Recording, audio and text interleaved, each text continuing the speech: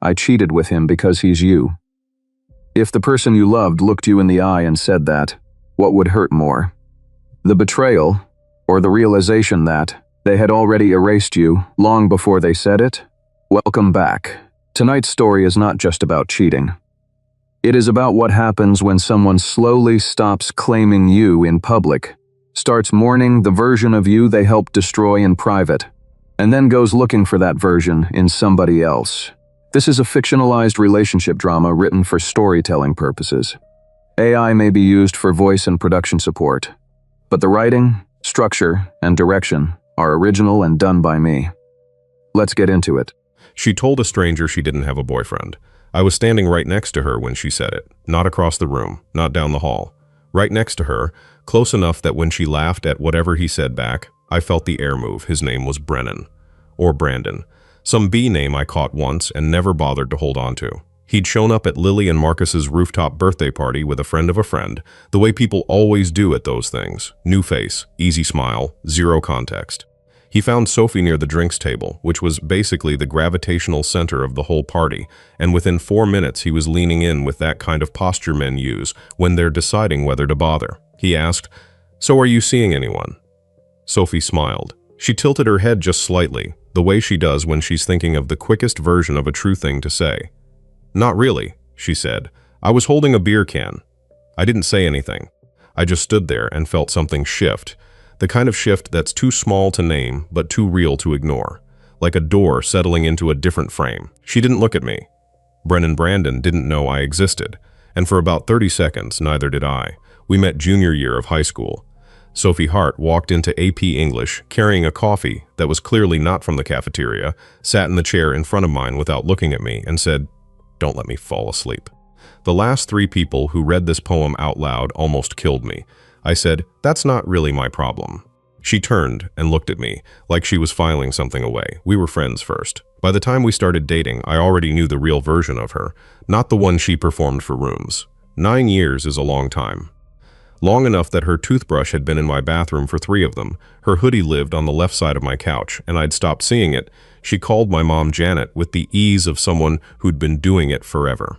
From the outside, we were a settled thing. The kind of couple that gets asked about wedding timelines. The kind people point to as a reference.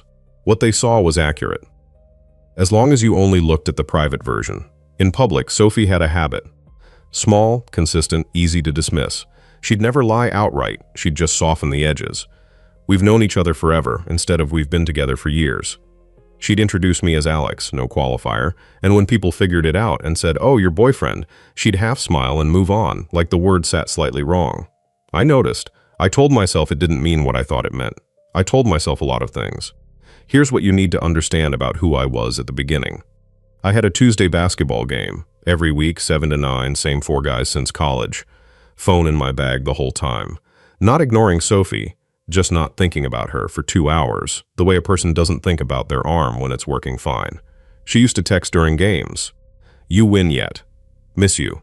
Once she texted 6 times, got no answer, and left a voice note that started with, "Okay, so I know you're busy but," and dissolved into laughter. She was the one who came looking first. That's the part I kept forgetting later. Second year, she got quiet in a way I couldn't immediately read. I asked what was wrong. She said nothing. I waited. Then, "Do you know how annoying it is that you can just exist without needing me to be the center of it?" I thought she was half joking, I said. I thought that was the good thing about us. She looked at me like I'd missed a sentence. I didn't know what she was asking for. Or maybe I did, and I thought if I just kept being the same, I wouldn't have to give it. On the way home, I waited until we'd been in the car 3 minutes. When he asked if you were seeing someone, why'd you say not really? Sophie sighed, the sigh of someone who'd been bracing for this. I didn't want to get into it with a stranger. Get into what? You just say yes. Alex, my name like a warning. He was being annoying. I didn't want to invite a whole conversation. And you're asking it like I committed a crime. She shifted toward the window. I said not really, because I didn't feel like explaining our whole history to someone I don't care about. It wasn't about you. What got me wasn't what she said. It was how fast she said it, how complete the answer was, how it already had a category, "You're doing that thing." Like she'd decided in advance what this conversation was going to be. "Okay," I said. A minute later I apologized. I don't know what for. It was just the easiest way to change the air. She put her hand on my knee for the rest of the drive. The next day, Kayla texted me. Kayla Bennett had been Sophie's best friend since they were 17. She communicates in conclusions, not what she observed, but what it means. You get the interpretation, never the data. Hey, Soph mentions you guys had a weird moment last night. She just hates being put on the spot. You know how she is. I asked her one question. I typed back. Right, but the way you ask things sometimes. She told me she feels like she's being cross-examined. She needs room to breathe. The more you probe, the more trapped she feels. Try caring quieter? Caring quieter. I spent the rest of the day thinking about that phrase. By evening, I had convinced myself that I was, in fact, the kind of man who made small things loud. The kind who should, in the future, care quieter. I'm embarrassed now at how fast it worked.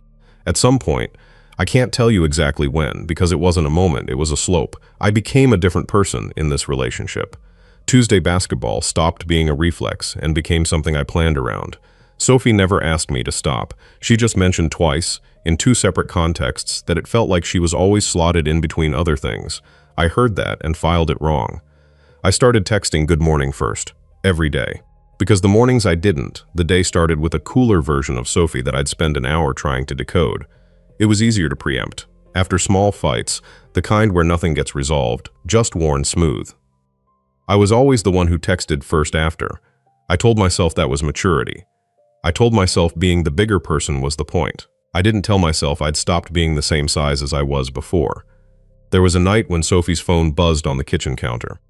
The preview was just there, a contact name I didn't recognize, a message that said "lol exactly," and a timestamp that showed they'd been going back and forth all morning. I asked who it was. Sophie picked the phone up without looking at the screen and said, "Just a friend from the gym thing," and turned toward the fridge. I didn't push. I made a decision in the 3 seconds it took her to open the door that I wasn't going to be the man who pushed. 3 weeks later, she laughed at her phone at dinner. A real laugh, the kind that sneaks out before you control it.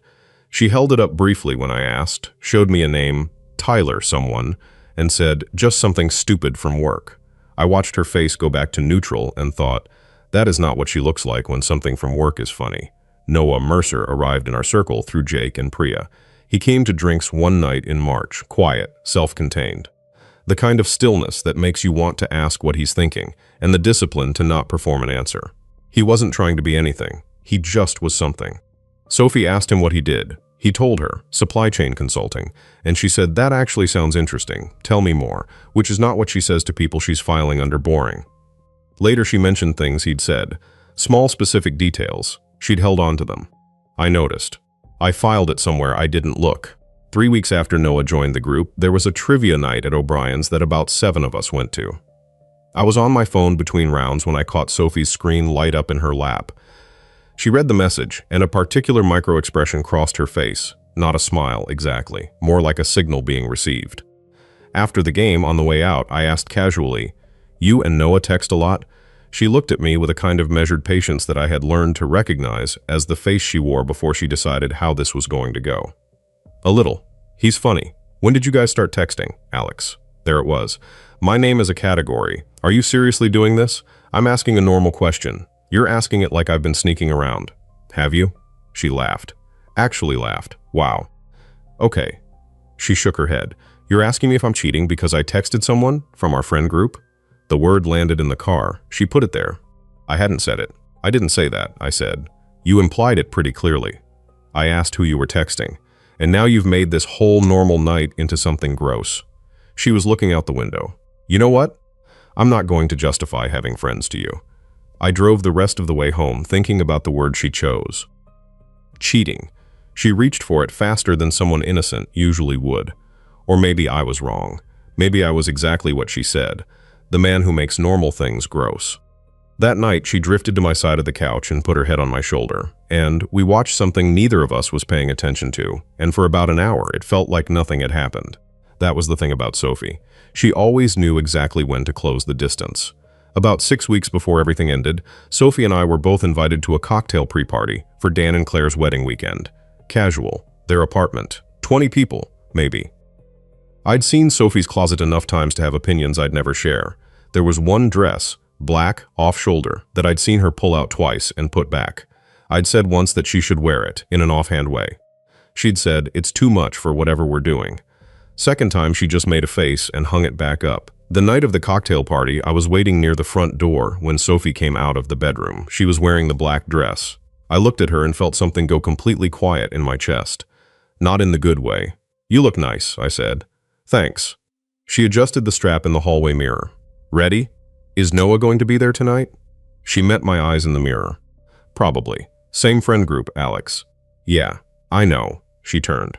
Her expression was careful and still. "Did you want me to wear something else?" "No." She picked up her bag. "Let's go." In the car, her phone lit up. She read it. The corner of her mouth moved. Just a flicker. Fast enough she probably didn't know I saw it, but I knew Sophie's expressions the way you know the sounds of your own apartment at night, which silence means nothing, which one means something shifted. That flicker was the face of someone receiving something that mattered. I drove. I had a dress she'd never worn for me. A word she'd grabbed too fast, a phone she'd angled away on a kitchen counter, a laugh at dinner that was real in a way ours had stopped being. I didn't know everything, but I knew enough to stop pretending I knew nothing. At the party, I hung back, talked to people, held a drink, stopped pulling Sophie's attention back toward me. I let her move. She found Noah within 15 minutes. What I was watching wasn't the talking. I was watching the geography of her attention. The way she angled her body toward him while holding a separate conversation. The way she laughed at something he said and held his gaze while the laugh finished. Looking away after is courtesy. Looking at someone while you're still laughing is something else. The way her hand touched his forearm and stayed there a beat longer than punctuation required. Near the window, someone walked between them, and they both just waited, not moving, like the interruption was just weather, and they'd still be standing in those positions when it passed. I watched all of it. I wasn't surprised. That was the part that caught me, not what I was seeing, but the fact that some part of me had already been seeing it for a long time, and had been working very hard to keep it dark. We went home separately. She took a car with Kayla. I drove alone. I sat in the kitchen with the lights off and went back through everything without trying to make it land differently. Rooftop, not really. The angled phone on the counter. The dinner laugh that didn't belong to anything I recognized. The word she'd grabbed before I finished my thought, cheating, before I'd said it. The dress she'd turned down every time I asked. The flicker in the car. Noah, stable and self-contained, not apologizing first to get the air back. Just there, the way I used to be. She wasn't falling for him because he was better. She was falling for him because he moved like the version of me she first wanted, and I couldn't move like that anymore because I'd spent a year and a half trading it away, trying to keep her close. She got exactly what she created. 2 days later, "We need to talk tonight." No emoji, no explanation. She called back in minutes. "About what?" "Tonight." "Alex, you're being weird." 7 o'clock. I hung up. Even through the phone, I could feel that something had shifted in how she was reading me. When I was the man who always explained, who preempted, who opened a door before knocking, becoming someone who said 3 words and stopped was a different language entirely. Good. It happened at Jake and Priya's, at the tail end of a small dinner. We ended up on the back patio around 10:30, just the two of us, kitchen window open. Sound traveled. I knew that and didn't care. "So what is this?" Sophie said. She had her arms crossed, not defensively, more like she was settling in for something she wasn't sure the shape of yet. "What's going on with you and Noah?" She exhaled. "Alex, I'm asking a direct question. There is nothing going on with Noah. We're friends." "Sophie, what? What do you want me to say?" "I want you to say something that's true." Her jaw shifted. "Everything I've said to you has been true." "Okay." I kept my voice level. "Then tell me, what was the text in the car on the way to Dan and Claire's?" A beat. "What?" "You read something on your phone and your face changed. Tell me what it was." "I don't even remember what you're talking about." "Yes, you do." She looked at me. I looked back. Neither of us was going to blink. "You're going to stand here and tell me who I can text," she said. "Seriously?" "I'm not telling you anything. I'm asking what's real." "What's real is that you've been watching me like a detective for 2 months and I'm exhausted. I wonder why I'd start watching." "Because you don't trust me." She threw her hands up slightly. "Because you've never fully trusted me and you built this whole surveillance of tiny little moments and you connect them into something they're not. Do you have feelings for Noah?" Silence. Not the silence of someone searching for words. The silence of someone deciding which version of the truth to hand over. "He's a friend," she said. "That's not what I asked." "Alex." Her voice shifted down, softer. The register she used when she was about to try to manage something. "You're doing exactly what I told you do. You're making something small into something that destroys everything. Is that what you want? Don't do that. Do what? Make me the subject of this sentence. She stared at me. I'm asking you one thing, I said. Honest answer. That's it. Do you have feelings for him? Why does everything have to be defined and interrogated, and if there's nothing there, you answer in 1 second? She looked away. That was the answer. Okay, I said. Alex, do you know how exhausting it's been? She said, and I could hear that she'd decided to push through, to land on the offensive. Do you know what it's like to feel monitored all the time? To feel like you're one wrong move away from a conversation? You used to just exist. You used to not need all of this from me. You taught me to need it. She stopped. Every time I didn't text first, the day got cold. Every time I had a life outside of you, something was wrong. You said it yourself. You hated that you weren't my center. So I moved you there. And now you hate that too. That's not. If I'm so exhausting, I said, why didn't you leave? The question sat between us. She opened her mouth, closed it. Because not everything is black and white, she finally said. Because we have history. Because I love you. Because it's not because you wanted to keep your options open. I said, not loud, just clear. And I was the one holding the door. That's a terrible thing to say. It's the only thing I've watched you do for 2 years. Her eyes went wet. You don't get to rewrite what we were just because you're angry. I'm not angry, and I wasn't. I was something flatter and more permanent than anger. I'm just done explaining myself to someone who already has somewhere else to be. Sophie, I said it once. She stopped. Say what's actually true. Not a version of it, just the true thing. A long moment. When she finally spoke, her voice was quiet in the way that things get quiet when they've given up pretending. I don't want to lose you, she said, but when I'm with him, it's like I'm with the version of you I fell for, and I don't know what to do with that. The version you fell for. You used to be, you didn't need all of this. You were just there, and that was enough, and now it's like I became what you shaped. She shook her head. That's not fair. No, I said, it's really not. She was crying now, quietly, the way she cried when she didn't want to be seen doing it. Are you in love with him? I asked. I don't know. Did you sleep with him? No. Fast. Real. I believe that one. But you wanted to. She didn't answer, which was an answer. Alex, please. You told him we were just history, I said, that I needed constant reassurance, that you were drowning. She went very still. Jake mentioned it, I said, secondhand. But that's the story you've been building out there, right? So that however this ends, the version that gets around is one where I'm the weight and you're the one who stayed too long. I never said. You said enough. I looked at her. She looked back. 9 years of the specific vocabulary of her face, every expression I could read without thinking, every silence I knew the weight of. You want to know the thing that actually gets me? I said. Not that you have feelings for someone else. Not even that you've been lying. What gets me is that I did everything right by your instructions. I made you my center. I put everything else second. I apologized for things I didn't do wrong. And you looked at all of that, and you saw a man you didn't want anymore. I paused. You don't want to be loved that way. You want to chase someone who makes you feel like chasing. And that's fine. But I'm not going to keep rearranging myself so you have someone to land on between flights. She was fully crying now. Please don't do this. I'm not doing anything, I said. You made most of the moves. I'm just the one naming them. Can we talk about this? Actually talk? I looked at her for a long moment. Go be with the version of me you actually want, I said. I'll be the real one. I walked back inside.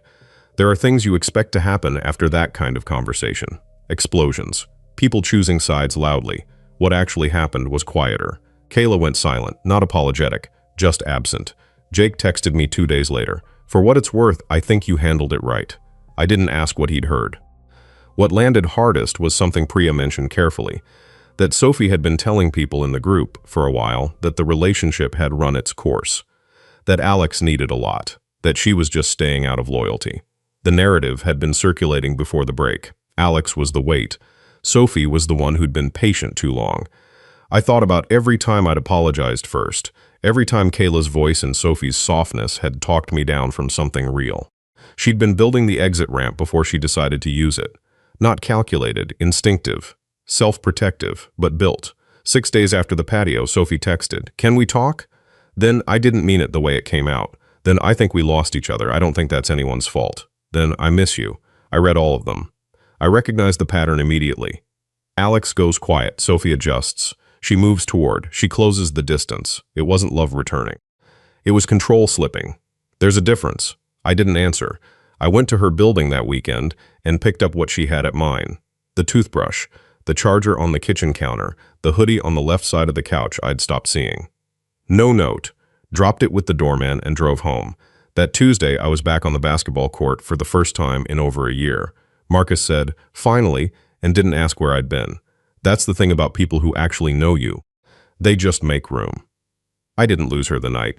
She said not really to a stranger on a rooftop. I started losing myself the first morning. I texted good morning before I was even awake.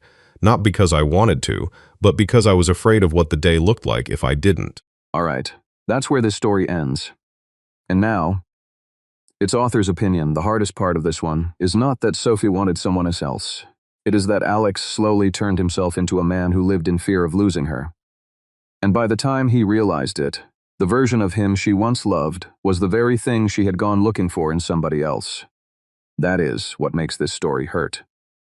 Sometimes, the real damage in a relationship does not happen the day it breaks. It happens little by little, in all the small ways you teach yourself to shrink just to keep it alive. So the message here is simple. Love should not require you to disappear in order to be chosen. And the moment someone only wants you after you stop being fully yourself, that is not love bringing them back. That is control slipping out of their hands. What do you think about this one? Was Sophie always leaving, or did Alex help create the version of himself she stopped respecting? Thanks for being here, and I'll see you in the next story.